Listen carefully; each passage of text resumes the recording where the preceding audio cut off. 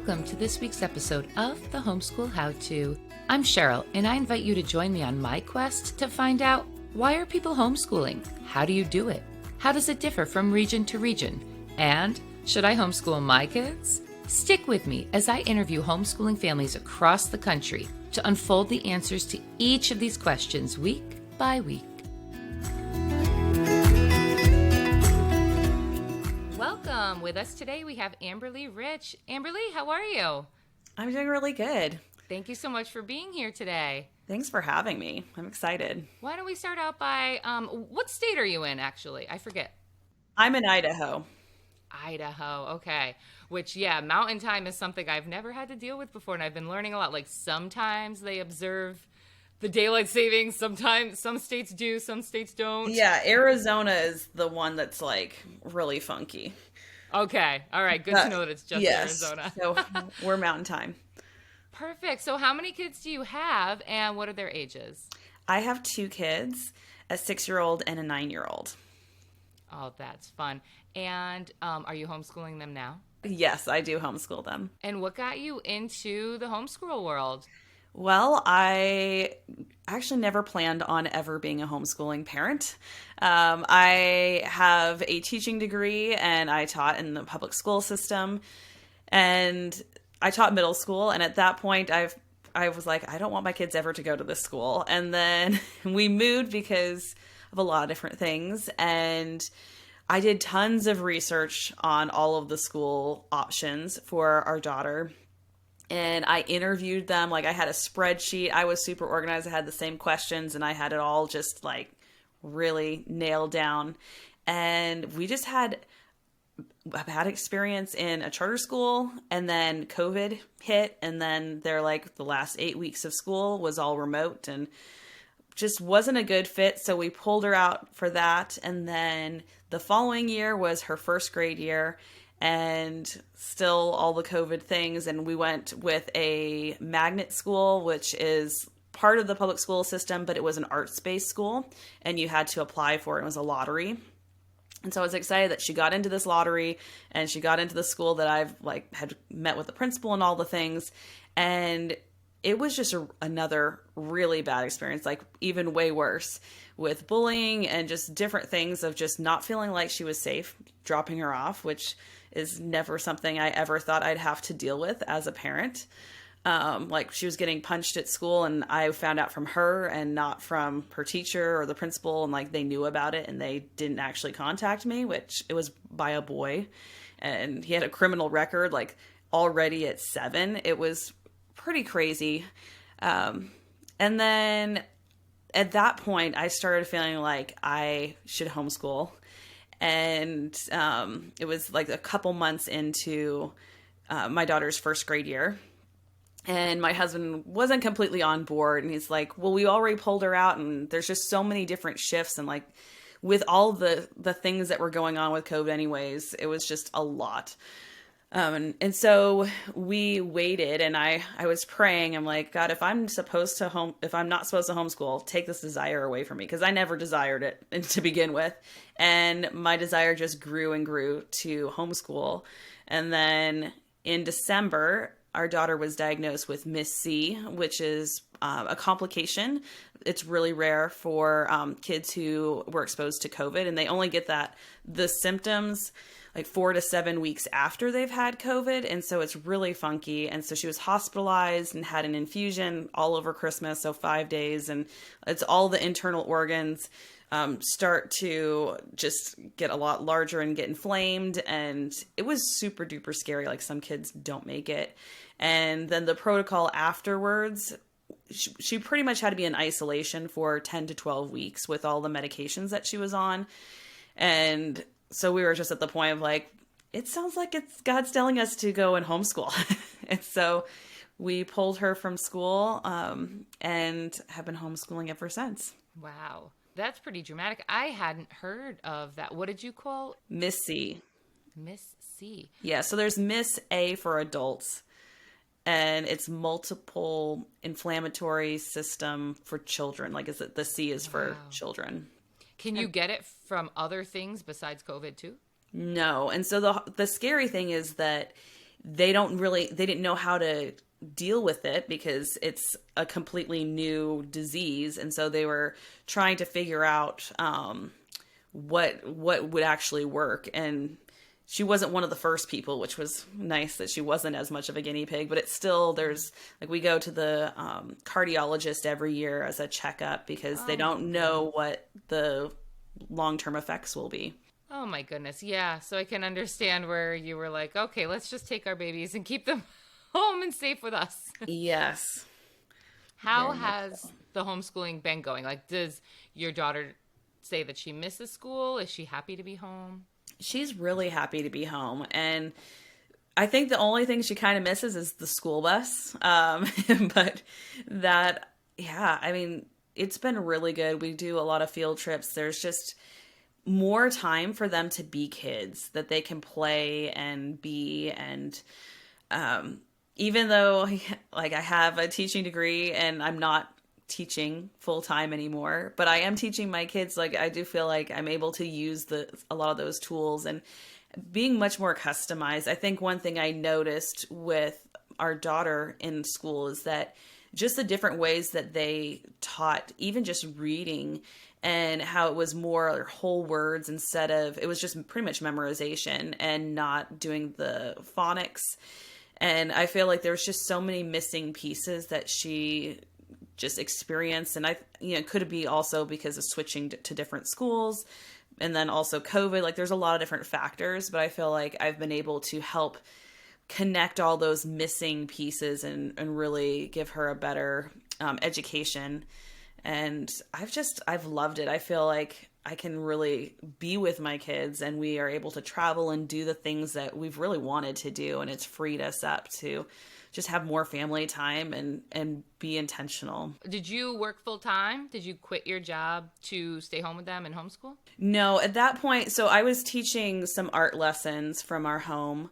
And no, so I wasn't working full time at that point. And so that wasn't as big of a step because of that. Yeah. But I mean, it's still, you could have at any time, taken an opportunity or whatnot. And I'm sure it does help having the teaching background because, one, just to pick what kind of curriculum you as an educator have the background to know what to look for, like what do kids need, what did my students work well with, or what was just kind of a waste of time. Whereas someone like myself, and I know a lot of other parents out there, when the curriculum, I don't want to say debate, but, is anywhere from, here is Becca, which was from a private school somewhere, the top of the line, through the, the good and the beautiful, the spiraling, ready, go. I know there's like a better word for it, but I don't know. No, you're good. All set for you,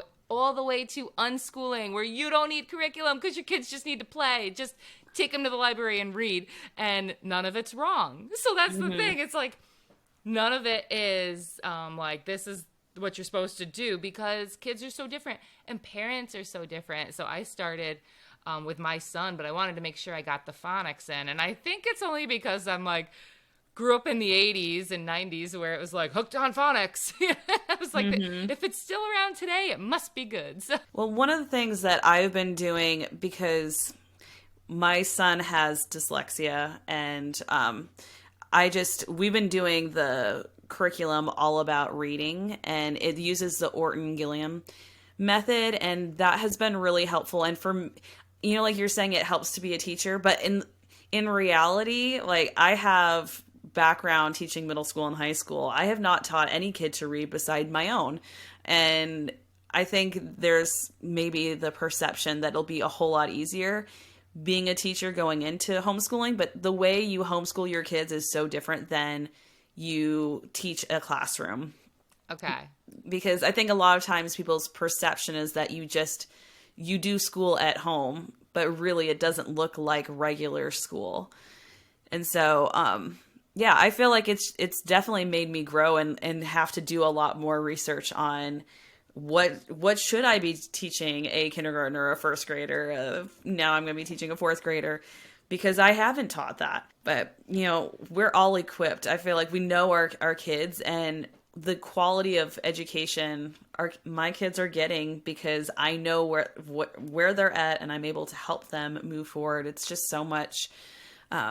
It's reassuring. Like, I feel like a lot of times you feel like there's just so much, like you're supposed to teach them the entire everything, which is an impossible thing to do that. Like that, there's so much pressure that we feel as homeschooling parents, but I think we need to let go. Like, there's so much wasted time in a regular traditional classroom. And you can say that with knowledge because you were doing that. You were in a classroom. Mm-hmm.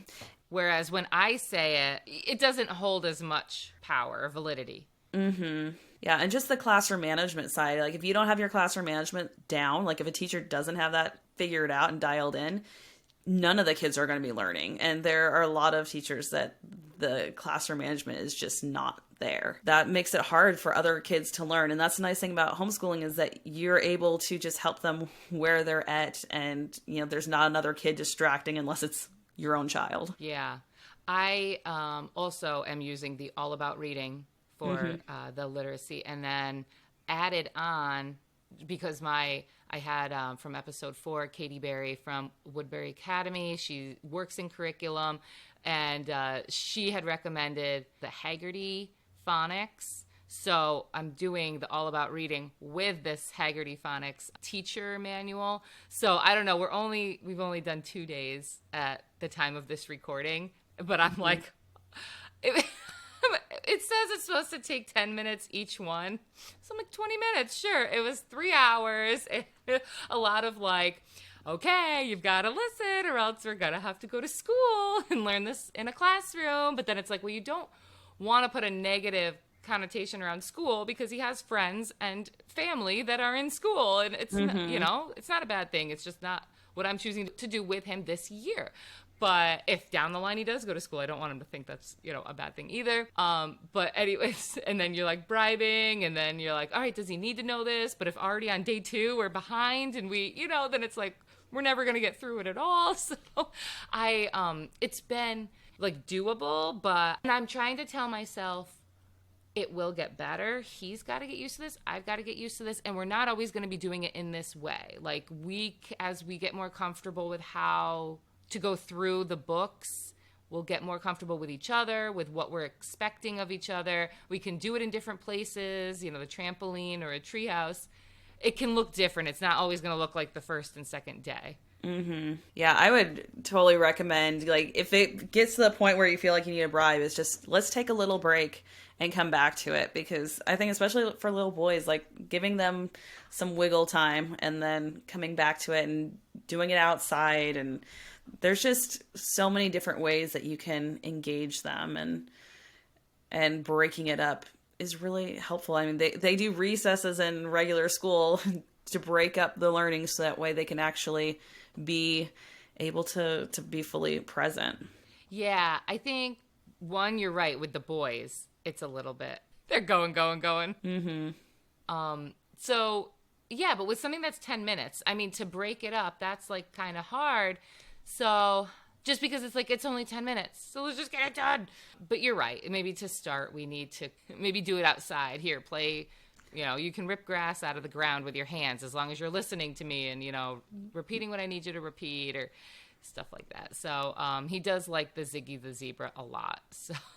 Yeah, and you can do something, but like he could be on the trampoline beforehand. So I would pay attention to what's before and after it. Oh. And then that way, that will, like, if he's getting some energy out, then it'll be easier to have some clarity for him while teaching. So that's what I would try. Oh, getting the energy out beforehand. Yeah, because we were just kind of jumping into it after we wake up, eat breakfast, and go. But maybe for someone that has a lot of energy, getting that energy out first.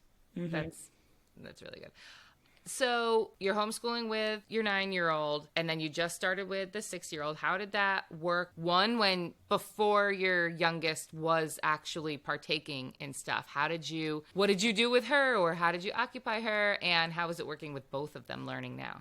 It's been good. I think one of the issues I dealt with early on was trying to teach some of the things at their, like, for both of them, and their levels are not the same. So I felt like I was making it too easy for my daughter and too hard for my son, and it was like, this is not Oh, I'm actually sorry. Yeah. working. I So think I said you had two girls. I'm sorry. I apologize. you're totally fine. So that was one of the, I think, my biggest aha moments. I also realized that I was pushing too much of trying to get through the book or like get all these things done, and I didn't need to do that. And so, yeah, I felt like it's been good. I think it's also figuring out how to work it together. And so a lot of times I'll be doing more one-on-one with my son, and my daughter will do some of her schoolwork that she can do independently, and then we just swap. And so it just, one person's working with me for their really individualized time, which is normally focusing on reading or math.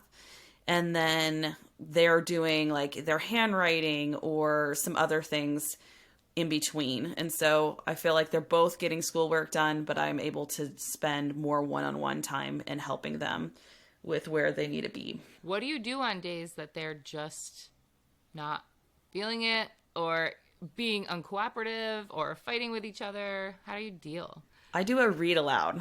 I read aloud a lot, and I feel like reading is the remedy. And it has made it so much better, and like they're learning so much just through reading.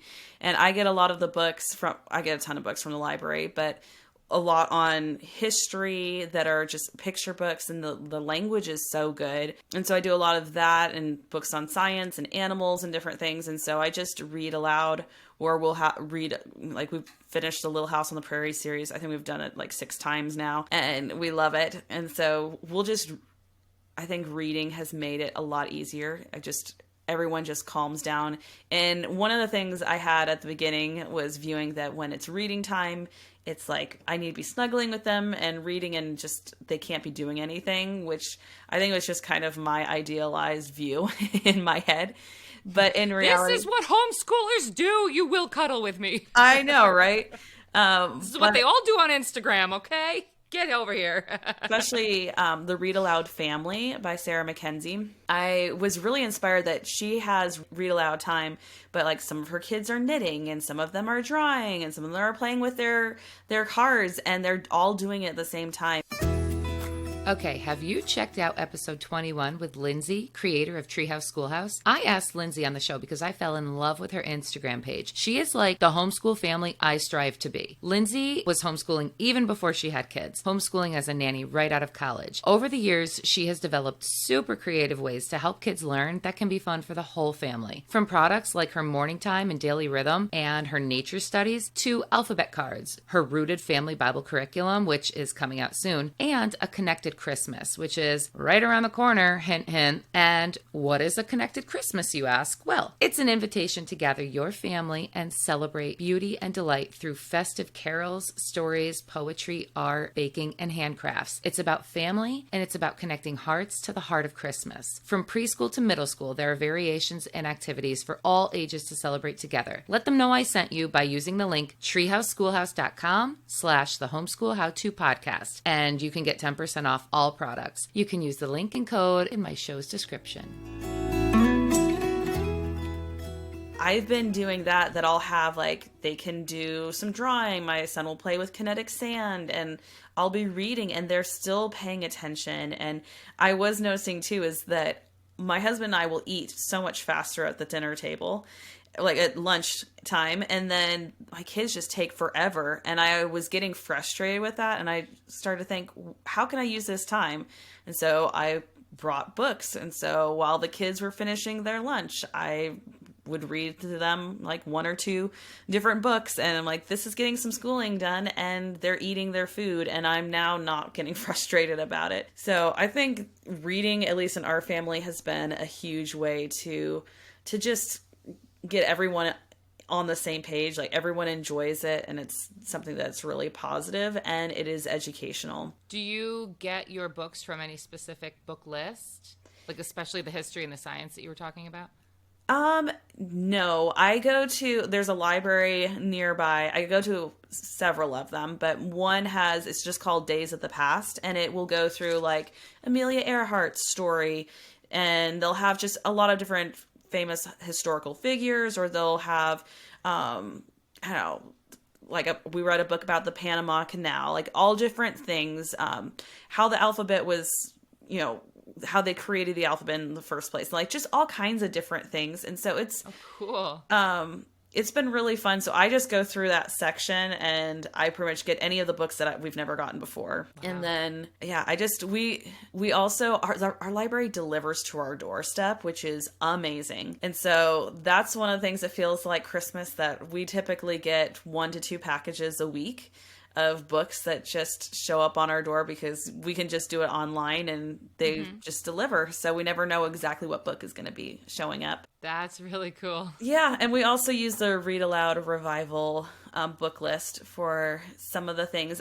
I typically lean towards the classics, because there's just so much stuff that you just don't really know what is in it. And like we did all the E.B. White books, which was really fun. We weren't huge fans of Stuart Little, but just pretty much, classics, and also feeling okay to reread books like the Little House on the Prairie books that, our daughter has loved them and we've loved reading them. And at first I was like, why are we rereading this so many times? But she knows them so well, and she's reading them on her own, which, like, she's been doing that for about 2 years now, which was really good. And so I feel like it's bringing her to have more interest in it, and she's making recipes based off of the Little House books, and we've been making Johnny cakes, which has been interesting.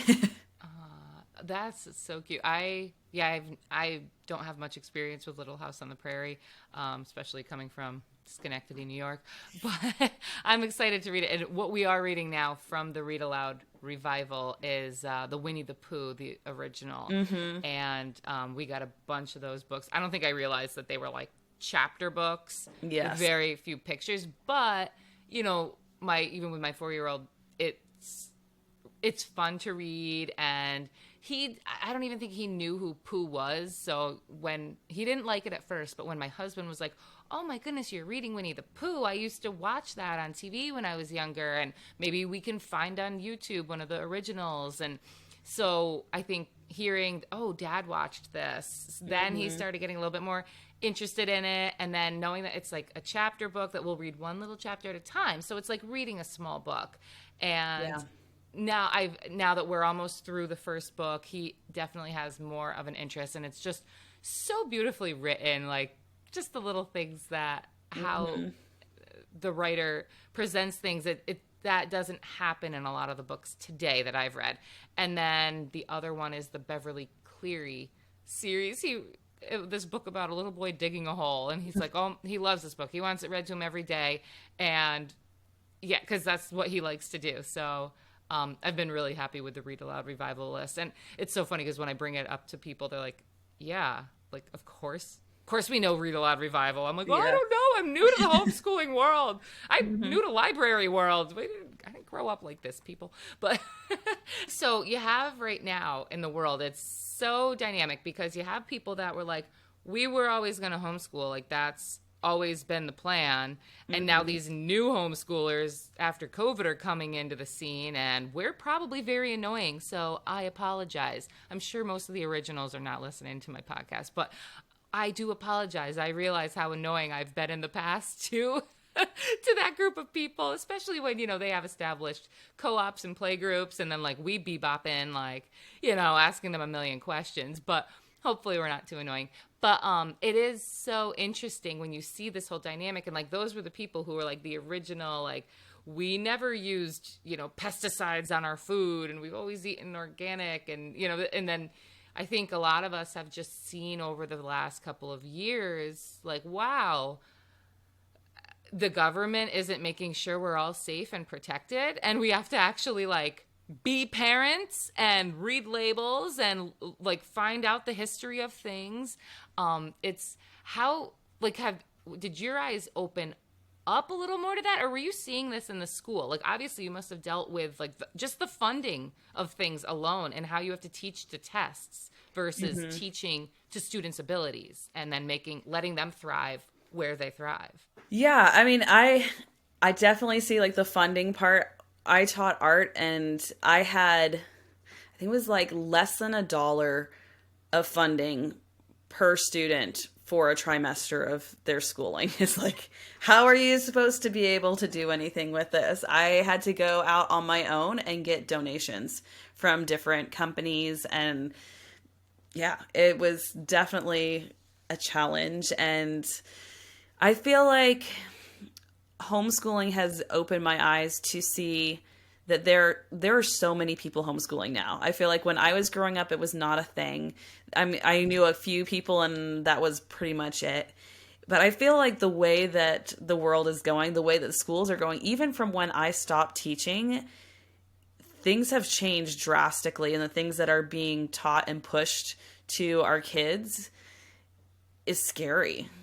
And I found out one of the days that our daughter was sick from going to regular school, they had a whole anti-drug thing for first grade, and they were talking to them about all the different types of drugs.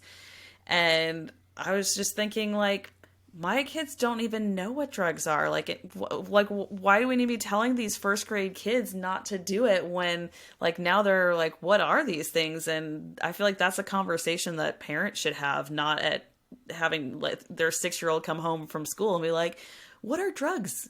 And like, we learned about this at school. Like, there's just, I know there's different agendas out there. Yeah. And it's twofold, because I can see that if a child grows up with older siblings or cousins or even parents that do drugs, maybe they're trying to get to them to say, this isn't good for you to do. They want to influence the children. That's my wholesome thought process on it. But yeah, you're right. If my son has no experience with drugs, him going to school next year and be like, what? Like, well, now you've piqued my interest. Mm-hmm. And then when they're 12, it's going to peak again. And 15, it's really going to peak. And then drugs aren't even like drugs anymore. It's not like, it's all laced with stuff. So what are, if you feel comfortable talking about it, some of the other things that you kind of saw? And well, I mean, if you taught art, you probably it wasn't in your face, but were there things that made you say, whoa, my kids aren't going here, like you had mentioned in the beginning? Well, I feel like with teaching art, I was able to see the inside life of a lot of people. Like, when you're in a math class, your math problems do not depict what's going on in your life. I worked very heavily with the counselor at school because I could see a lot of different issues that kids would have, because their artwork would leak out into their work. Oh, wow. And so I was able to have a lot of different conversations through that, and seeing different things. Like, I don't know, there were kids that were like stabbing themselves in their legs, doing that just because it's hidden. And there's lots of it's just really sad situations that a lot of kids deal with, and they don't know how to handle it. And yeah. So just earlier today, I was talking to an extended family member, because her son had talked about wanting to homeschool if he has kids someday. And I said, oh, that's really cool. And she goes, well, I don't know. I don't think so. And she said, I get it that some parents want to do that, but if this gets too out of control and everybody homeschools, there are people that just shouldn't be homeschooling. And I'm like, still kind of thinking about that in my head. And, in a way, I'm like, well, yeah, but those are the people that probably shouldn't have kids either. If your kids shouldn't be home with you between 7 and 3, they probably shouldn't be home with you at all. But, what are your thoughts on that? Because when you have these children who clearly need an outlet, being at home homeschooled, maybe that isn't the best option for them. I mean, they're already here, so we can't say those parents shouldn't be parents. Like, the kids are here. So what do you think for some kids, being in a public school or whatever school, that is the better place for them, where they have an art class to get some of their emotions out? I think so. I mean, I remember clearly one of my students that it was parent teacher conference, and he stayed the entire time hoping his parents would show up, and they never showed up. And he was there for over 2 hours, just like hoping his parents would come and support him and talk to his teachers and see what was going on in his school life. And that wasn't happening. And I also had a student that came in who was homeschooled, and the parents really just neglected him. Like he was going into 6th grade. He couldn't read. It was just like he was traumatized by like you have the alarms that go off for like the fire drill and doing that test, and like he was so freaked out, and a lot of it was just the parents really just dropped the ball, and they were just busy, and they hadn't really taught him in like 2 years, and he was just home. So I do feel like homeschooling isn't for everyone.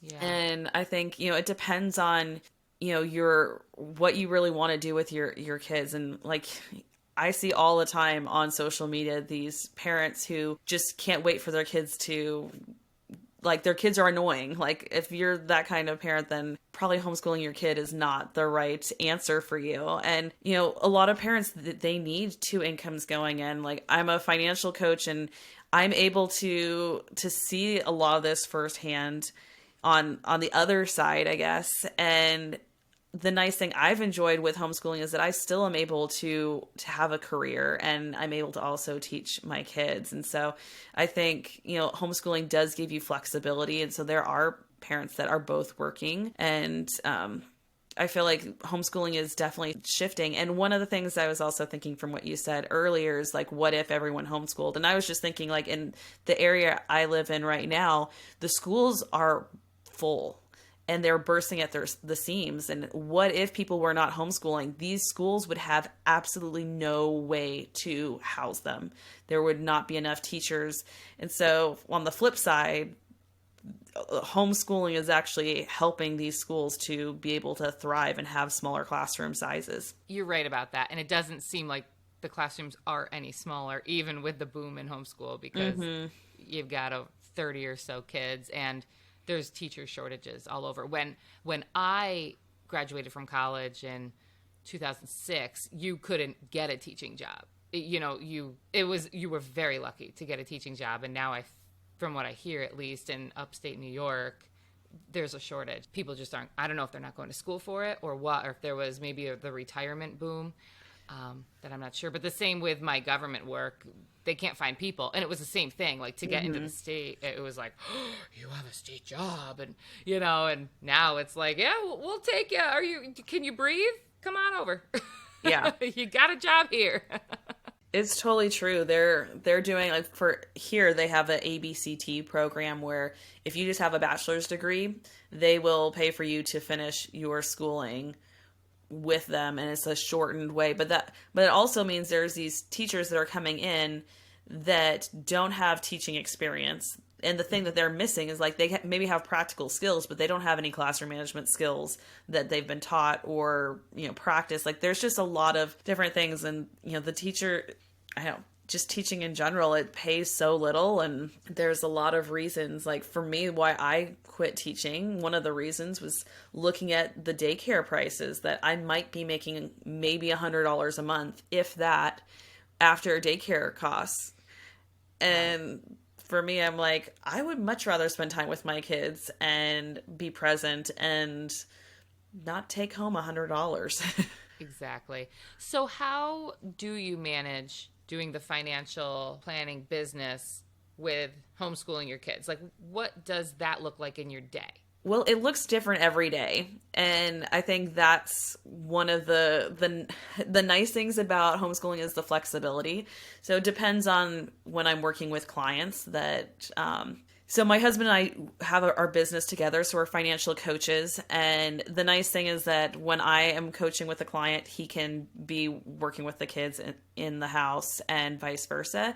And we do have the support of my parents. They homeschool our kids every Thursday. And so all day they have them. And so that's typically the day where I try to schedule as many client sessions as I can and work on all the other things that I need to do for, like, social media posts and lists for my email list and all kinds of different things like that. So I feel like it's just like I'll work in patches of just working with the kids in the mornings, and then in the afternoons I have some time that I work, and it really depends on the day. Now your kids are a little younger, so what do you do with them when you are working, or you and your husband are working and they're not at their grandparents at that time? They do a great job. Just like they'll be playing with Legos, or they'll be doing, I'll even give them lists of these are the things that you need to get done, like unloading the dishwasher, doing certain tasks, and then when we're done, I just go and check on them. Most of our sessions are about an hour, so it's not like a huge amount of time, and they're in our home, and we've done a lot of training with them, and so I feel like if they like, they are able to handle it really well. And so if that was not the case, we wouldn't be able to do exactly what we're doing right now. Yeah.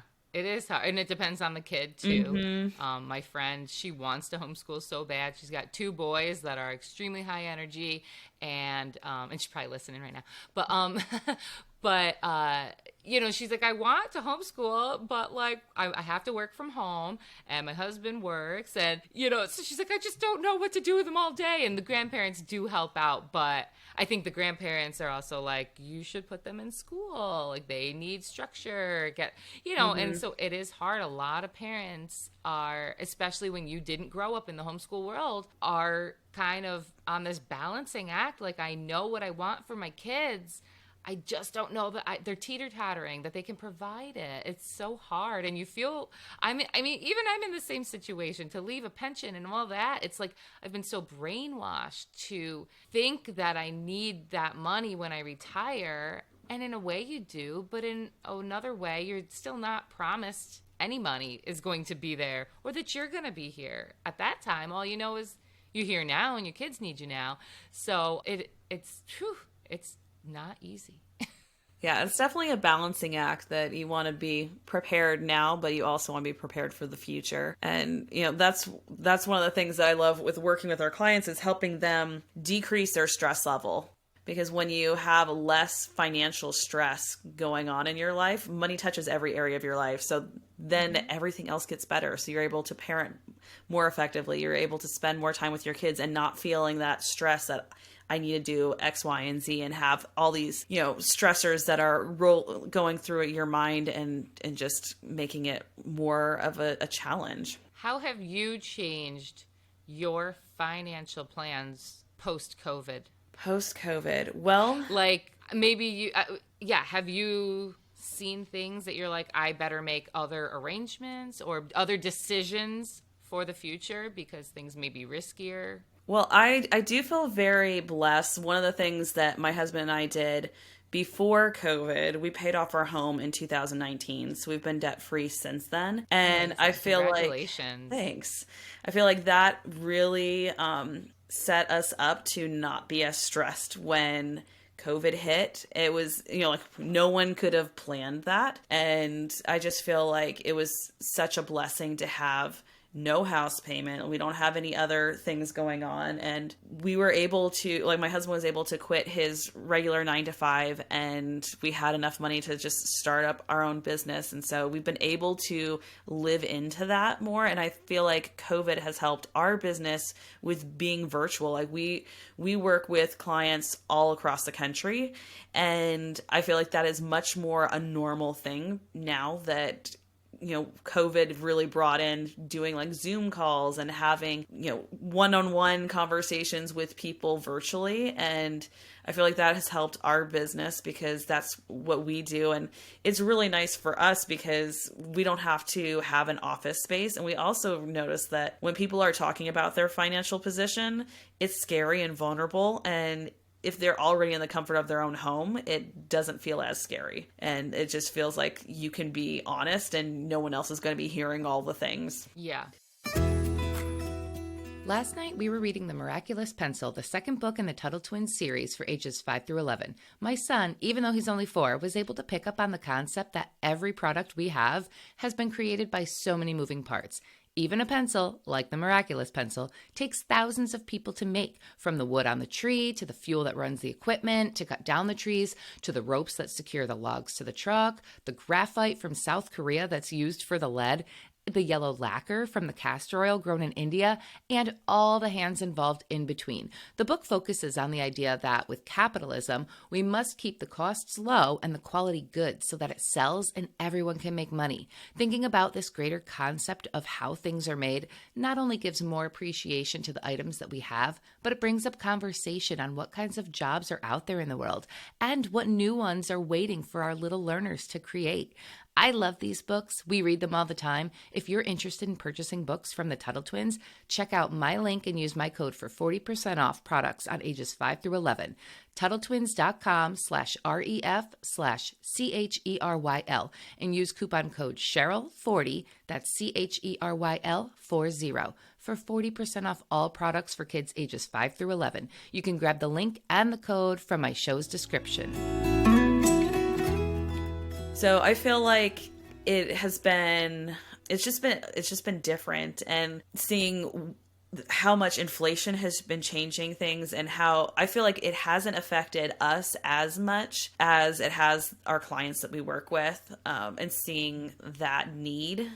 And like today, so we volunteer at our church. We have a food pantry, and I was there today, and just seeing the increased level of need. And I've been doing that through the whole COVID thing. So I've been able to see from that end of how many people are really needing food and needing extra things, because it's just been rough. And now the thing I've been seeing lately is the COVID funding has stopped in the last couple of months. And so now like the food banks aren't getting extra money, and people are not getting extra things that they were used to. And now it's feeling tighter for a lot of people. And so, definitely can feel that. I don't know if this would have to do with your line of work, but at least in New York, and I'm willing to bet it's across the country, there's help wanted signs everywhere. So one, where are the people working? Are people just not willing to work anymore?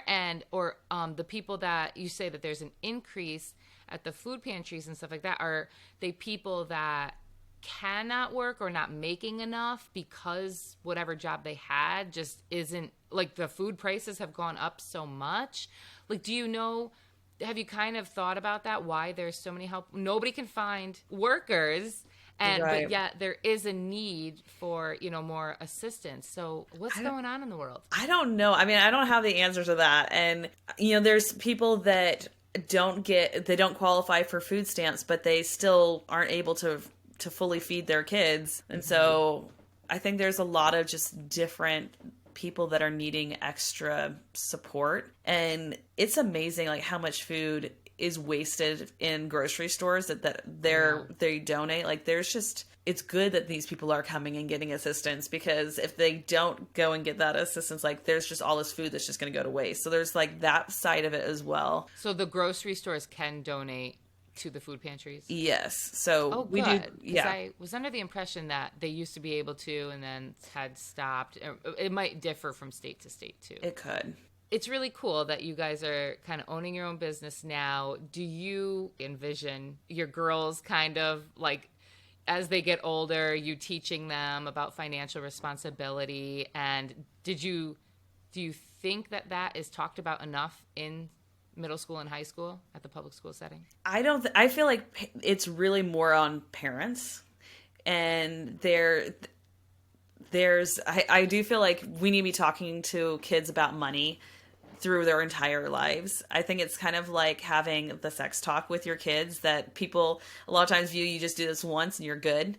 And that's really not going to be very effective. And like for our kids, with working with people on their finances, one of the things that you see is that we all have a financial story, and it's really, our view on money is based on what we saw growing up, our parents' relationship with money. Those are the things that are unspoken that we bring into our, like when we get married and our regular lives. And it's not, we learn more from just absorbing those things than taking a financial class. I do feel like financial literacy would be amazing to have it taught in the schools, but it needs to also be taught in the home. And so, like, one of the things that we do with our kids is we really do teach them how to handle their finances early on. Like, even going to the grocery store, I walk them through what I am thinking in my mind when I go to the grocery store. I tell them, like, I am choosing this versus this because of, like, this price point, or, like, I actually like this even though it's more expensive than this brand. I like this and it doesn't have high fructose corn syrup or whatever. Like, going through and walking them through just day-to-day life. And, like, we have done a lot of different things with our kids to just help them learn the value of a dollar. Our daughter has had her own business for the past probably 2 years now. She'll just do, like, it's not us pushing it at all. And I think it's been really fun to just help her do this. And so she has her own website, and she was selling plants, and she, like, grew these little plant starts, and we also had mint that was overgrowing, so she was selling it, and she made her own little sales videos, and she had to call the different people that wanted to purchase and ask when can she deliver it. And so it was just all of these life skills that not many, like, 7-year-olds are going on the phone, talking to a complete stranger on the phone and having a conversation, and being able to walk her through, like, this is how you talk to a stranger on a phone. And so I feel like that has been a really positive thing. Another thing that we do is we have a list of all the, like, a check off thing for each week with their schooling, that this is what they need to get done. And when they get all of that done, we consider their schooling like a job. And so they get paid for that. And that money that they get can go towards educational things, like it could be educational toys like Legos or something like that. And so for our son, he really wanted to buy a Lego train set. And the train set he wanted was a $200 train set. And which is crazy, but we went. Yeah, why are Legos so expensive? I know, right? It has, like, you can use your phone and be like this remote control, and it actually, like, goes around and all the things. And so we went through and we're like, okay, let's look at the calendar. How many weeks of schooling would it take for you to be able to afford this? And you also have to consider tax. And let's figure out how much tax is. Like, we live in Idaho and we have a 6% tax. So going through and figuring out, well, this is how much you need in tax. This is really how much this is going to cost.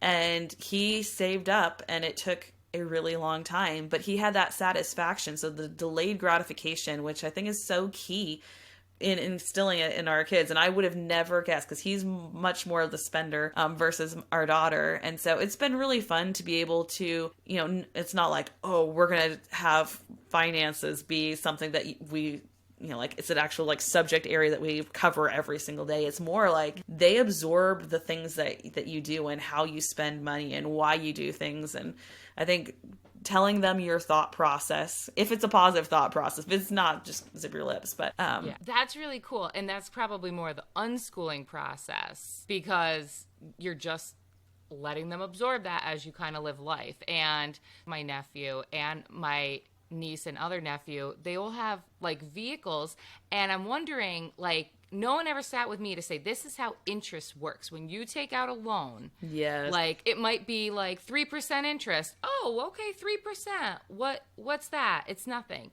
But when you compound it over 5 or 6, they're probably going out 7 years now for loans because no one can afford anything.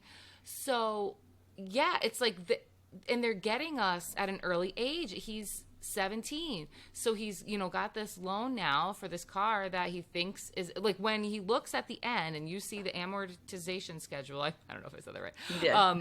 You see how much you're just paying the bank. It's insanity. And the conspiracy theory in me would say they are not teaching courses on this. I don't think they are. I didn't learn it, at least, on purpose, because they don't want us to know that that's what they're paying the bank. They want you to think 3% isn't a lot, or 2%, whatever it is. Or some of them are probably 6% now, but it is a lot because of how it compounds over the years. Same thing with credit cards, Oh, it's a 1-year interest-free credit card.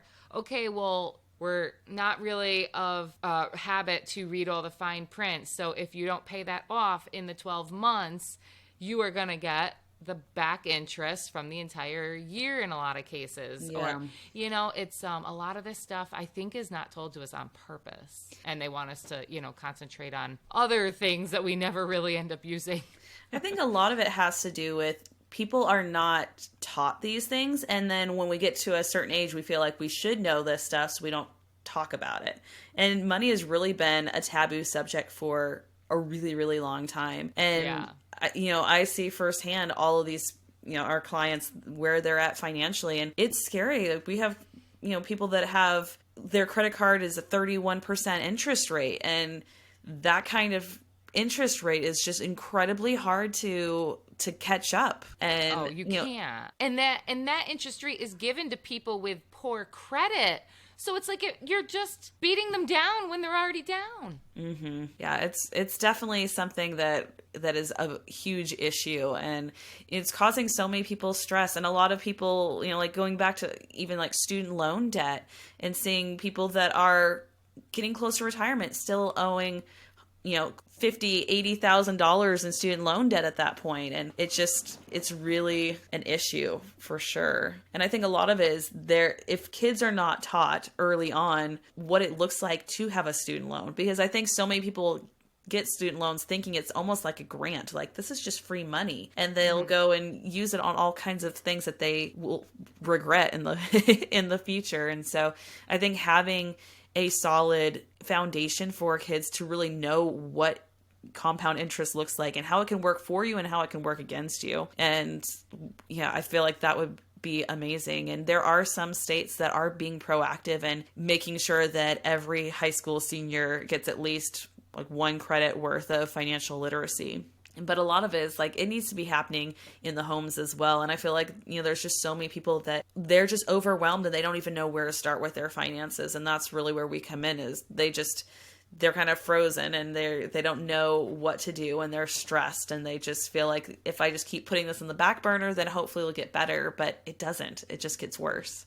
Yeah. And I agree, a lot of things need to be taught at home, like the gardening and how to cook and that sort of stuff. But if the parents don't know how to do it and they weren't taught, and you work the 9 to 5 and the sports and this and that, you have no time to teach yourself, let alone teach your kids. So it's fighting an uphill battle for sure. Mm-hmm. So where can people find you if they want to get more financial literacy themselves? Yeah. So we have our website is richlivingcoaching.com. So my last name is Rich. So my husband and I are Mr. and Mrs. Rich, which is pretty funny. God has a sense of humor that we help people with money, and our last name is Rich. And so we do free calls with people, and it's a 20-minute call. And really, we just go and help them and point them in the right direction of maybe getting coached by us or giving them a free resource and really helping them figure out what the next step is. So if anyone's interested in that, you can just go to richlivingcoaching.com/meet. And then we're on social media as well, on pretty much all the platforms under Rich Living Coaching. Yeah. I mean, I think even for myself, I'd love to talk to you, because I keep saying to my husband, he's working in the HVAC industry, commercial HVAC. And I'm like, quit and start your own business. I can, take on handling the scheduling of the things, and you have people that would come work with you and this and that. And he's like, you complain I'm never home now, you're never going to see me then. But I can see that as being like a really good experience for my kids as part of the homeschooling. And then having, like, he has a 401k, but I'm worried that money won't even be there when he wants to retire. And it's like having a business, you have something that you can pass on to your children or sell and have a retirement. But he's just not there yet, but that is okay.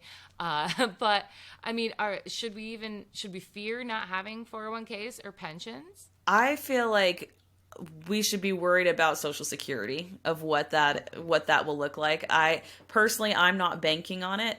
I can't tell what the future is going to look like, but I do feel like if you want to retire, you need to set aside money and do that. So I would recommend doing a Roth IRA if you income qualify. And there's just a lot of different things that you can do to really set yourself up. And Okay. that would really make a big difference. And so if you look at historically, 401ks have done well, depending on like what the investments are in. But historically, the stock market has done well.